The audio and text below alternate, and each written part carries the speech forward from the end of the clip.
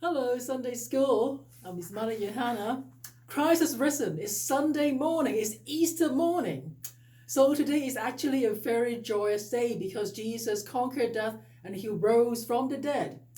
So now we're going to tell you a story of how it happened.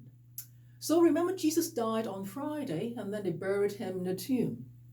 Saturday, it was really quiet.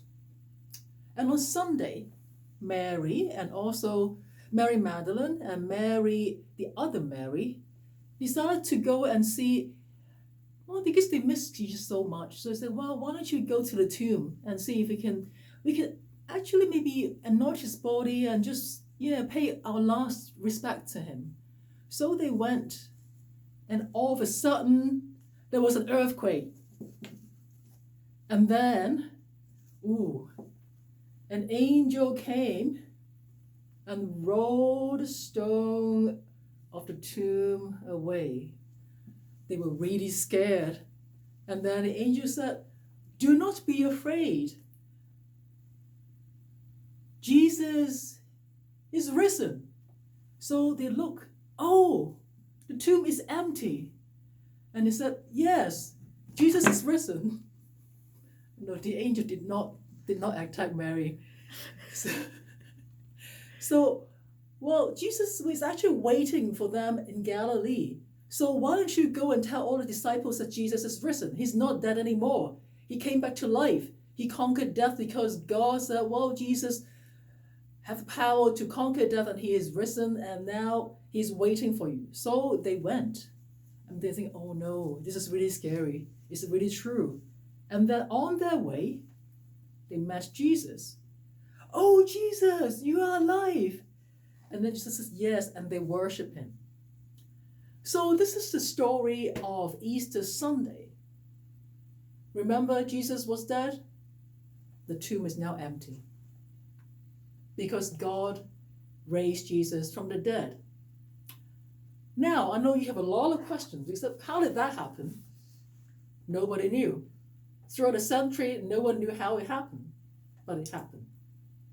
And then you will say, did Jesus really have to die?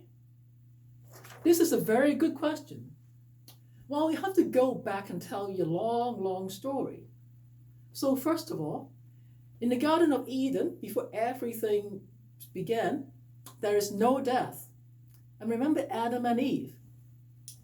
What did they do? They did not listen to God. They ate that fruit from the tree where God said, no, you should not be eating that fruit. And they did. And that is how sin entered the world. And so death entered the world. So God said, there's not supposed to be death. That is not part of the formula. So, let's have a plan. We call that plan salvation.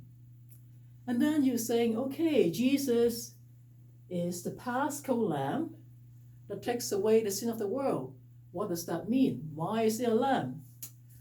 Remember, it is the Passover season and people go to Jerusalem for Passover. So in the old days, people will just kill a lamb as a sacrifice. Why did they do that? Sacrifice. So people believe that when you sacrifice something, there are two types. One is thanksgiving, like your first fruit, the best of your harvest. That's for sharing, that's thanksgiving. But then there's also something called sin sacrifice.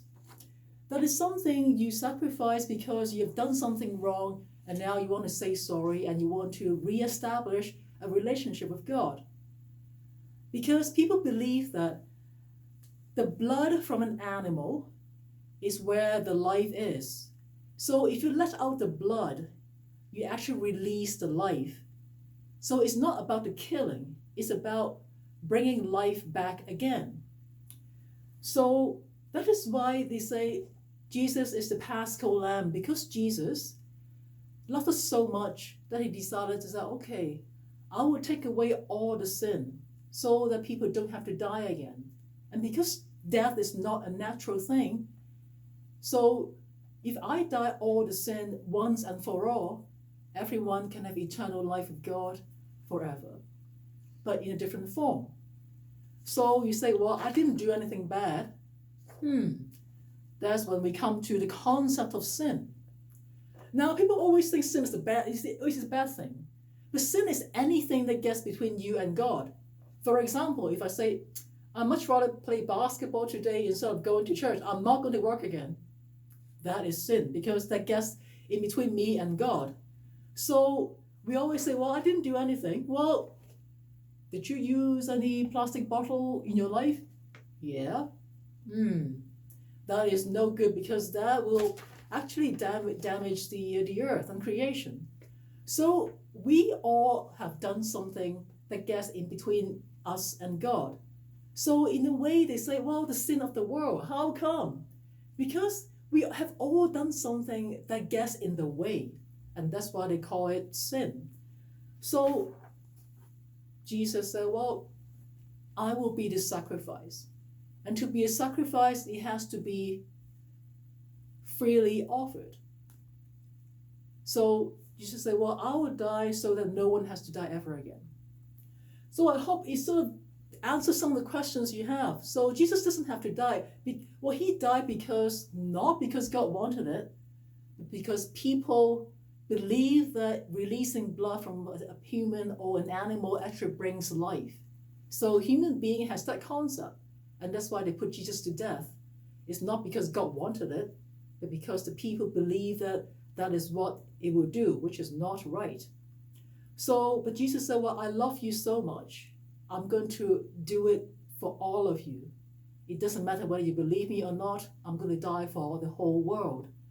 So what I'm trying to say is the whole Easter event is the climax of salvation, which is God's overarching love story for the whole mankind.